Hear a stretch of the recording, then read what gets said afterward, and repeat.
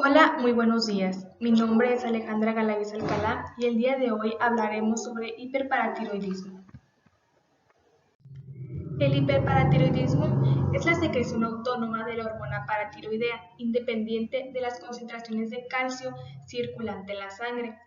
La hipercalcemia es secundaria a la sobreproducción de la hormona paratiroidea de una o más glándulas paratiroideas hiperfuncionantes, como lo observamos aquí en la imagen. Las cuatro glándulas detrás de la glándula tiroides. Tiene distintas presentaciones clínicas, comenzando por el hiperparatiroidismo primario clásico, que es el cual abordaremos el día de hoy.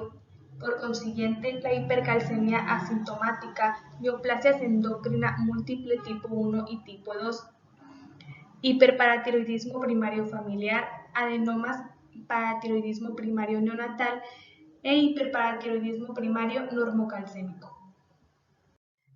Presenta una sintomatología muy amplia, abarcando diferentes órganos y sistemas, como lo son gastrointestinales, renales, cardiovasculares, óseos y neuromusculares. Entre sus síntomas musculoesqueléticos o reumatológicos tenemos la osteitis fibrosa quística en el 5% de los pacientes. De igual manera, osteopenia, osteoporosis, gota, pseudogota, dolor óseo o articular, lesiones quísticas, condrocalcinosis y una disminución de la densidad ósea, atrayendo el riesgo a fracturas. En la radiografía podemos encontrar una superóstica en un tercio distal del radio de las falanges, un adelgazamiento de la clavícula distal y un aspecto de salpimienta en el cráneo y quistes óseos. Aquí en la imagen podemos observar el cráneo en salpimienta y de igual manera encontrar, como se muestra en la imagen de arriba, los tumores pardos en huesos largos. Estos tumores pardos atraen lo que es la desmineralización ósea con activación de osteoclastos, microhemorragias y microfracturas.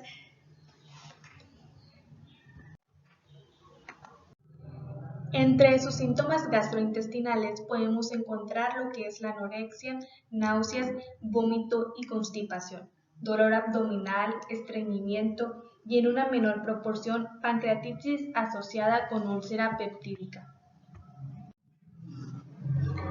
Entre los síntomas renales podemos encontrar que una nefrolitiasis de un 15 al 20% de los casos, insuficiencia renal, nefrocalcinosis, polidipsia, poliuria, hipercalciuria y depósitos de fosfato de calcio en el parénquima renal.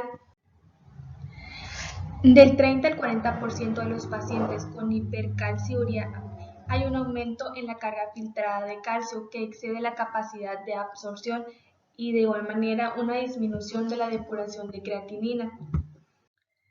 La sintomatología cardiovascular es muy variada y se presenta en pacientes sintomáticos y asintomáticos.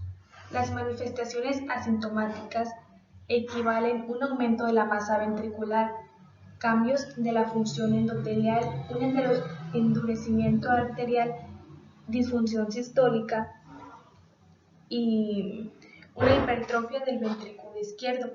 Es el hallazgo más consistente y aparece en el paratiroidismo primario clásico leve o asintomático. En los pacientes sintomáticos también encontramos una hipertrofia del ventrículo izquierdo, una disfunción diastólica, hipertensión arterial. Esta se presenta del 65 al 82% de los pacientes, incluso llegando a ser al 100%. Una disfunción vascular del endotelial y del músculo liso. Aterosclerosis, engrosamiento en las capas íntima y media, con endurecimiento arterial, arritmias, bradicardia, calcificaciones, como lo observamos aquí en esta imagen, alteraciones de las concentraciones de óxido nítrico, aldosterona, factor activador del plasminógeno. En electrocardiograma encontramos un acortamiento del segmento QT y bloqueos auriculoventriculares de primer grado. Entre los síntomas neuromusculares encontramos fatiga, deterioro intelectual, una disminución de la agudeza mental, incluso depresión y ansiedad. Estos síntomas no mejoran incluso posterior al tratamiento de la cirugía. Para el diagnóstico se utilizan exámenes de laboratorio confirmado por hipercalcemia o calcio de rango normal a alto, la hormona paratiroidea elevada o inapropiadamente normal. Incluso del 8 al 12% de los pacientes se encontrará en un rango normal y el 1% en menores de 40 mg por mililitro. El fosfato sérico en límites bajos, mostrando hiperfosfatemia. Hay aumentos en marcadores de formación y resorción ósea. La hipercalciuria mostrándose en el 10 al 30% de los pacientes. Hay hipercloremia y el bicarbonato se encuentra disminuido, teniendo como acción secundaria una acidosis metabólica secundaria, ya que la hormona paratiroidea inhibe la reabsorción del bicarbonato. Hay un déficit de la vitamina D en el 50% de los pacientes, siendo leve. En la densitometría se muestra una disminución de la densidad mineral ósea en sitios donde prevalece el hueso cortical. En la radiografía simple no aporta ninguna información a menos que estemos sospechando de una fibrosis quística. El hiperparatiroidismo primario normocalcémico se encuentra una elevación de la hormona paratiroidea, pero los niveles de calcio normal. Las causas secundarias de esta elevación se deben a una deficiencia de la vitamina D o una enfermedad crónica con una tasa de filtración glomerular menor a 60 mililitros por minuto. El uso de medicamentos como lo serían las tiazidas, bifosfatos, denosumab y litio. La hipercalciuria y síndrome de malabsorción. El diagnóstico es mediante la medición del calcio total ionizado y también de la hormona paratiroidea en varias ocasiones en periodos de 3 a 6 meses. Del 4 al 10% de los pacientes tendrán el calcio ionizado elevado y el 19% desarrollará una hipercalcemia en un periodo de seguimiento a 3 años. En la evaluación genética podremos dividirla en diferentes presentaciones, ya sea sindromático familiar, con una herencia autosómica dominante, presentando el síndrome de neoplasias endocrina múltiple y el síndrome de hiperparatiroidismo asociado a tumor mandibular. Cuando no es sindromático, pero familiar, encontramos lo que es el hiperparatiroidismo aislado familiar, presentando las mutaciones de los genes MEN1, HRPT2 o el receptor sensor de calcio. En caso de que sea no sindromática y espontánea, será una mutación del gen que codifica al inhibidor de cinasa independiente de ciclina. La evaluación genética es útil para confirmar el diagnóstico, elegir un tratamiento adecuado e identificar a otros miembros de la familia que podrían estar afectados. Definir si el hiperparatiroidismo primario clásico de hipercalciuria familiar.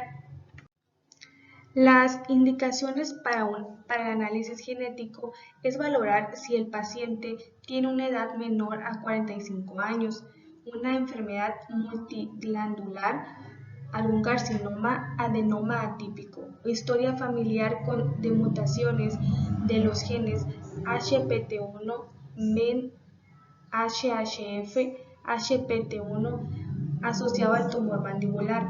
Hallazgos clínicos de igual manera en MEN, HHF, HPT1 asociado a tumor mandibular. Las mutaciones que vamos a buscar son en los genes MEN1, KSR, AP2S1, GNA11, HRPT2, CDKN, A1, 1B, 2B y 2C, el RET y el PTH. Entre los tratamientos tenemos la cirugía, que es el único recurso de curación total y está indicada tanto en pacientes sintomáticos como en pacientes asintomáticos. Entre los síntomas clásicos encontraremos hiperparatiroidismo, enfermedad ósea, litiasis renal, hipercalcemia, ya que estos ponen en riesgo la vida. Los enfermos asintomáticos a los cuales se les va a indicar cirugía debe ser porque presentan las siguientes características: el calcio mayor a 1 miligramo por decilitro, siendo arriba del límite normal superior. Esquelético, el T-score menor a menos 2.5, ya sea en columna, cadera, cuello femoral, radio e incluso en cualquier hueso. Fracturas observadas mediante los rayos X. En el sistema renal, una depuración de creatinina menor a 60 mililitros por minuto. El calcio urinario en 24 horas mayor a 400 miligramos por día, teniendo riesgo de litiasis en aumento. Una nefrolitiasis o necrocalcinosis por radiografía, ultrasonido o TAC, y en la edad del paciente que sea menor a 50 años. En los pacientes no candidatos a cirugía se le van a hacer distintas mediciones, como el calcio sérico de 1 a 2 veces al año, la creatinina e índice de filtración glomerular anualmente, y en sospecha de litiasis renal, un perfil de litiasis, imágenes renales y una densitometría. Hay que detectar las concentraciones de calcio sérico y la disminución del DMO, la aparición de fracturas comúnmente o cambios en los parámetros renales. Como lo observamos en esta imagen, el calcio sérico se tiene que medir cada 6 meses. El calcio urinario de 24 horas antes era recomendado anualmente y en los últimos consensos ya no están recomendados. De igual manera, el aclaramiento de la creatinina. La creatinina sérica anualmente. La densitometría mineral ósea anualmente en 3 sitios, siendo la columna lumbar, cadera y el antebrazo. La radiografía antes anualmente y ahora incluso no es recomendado.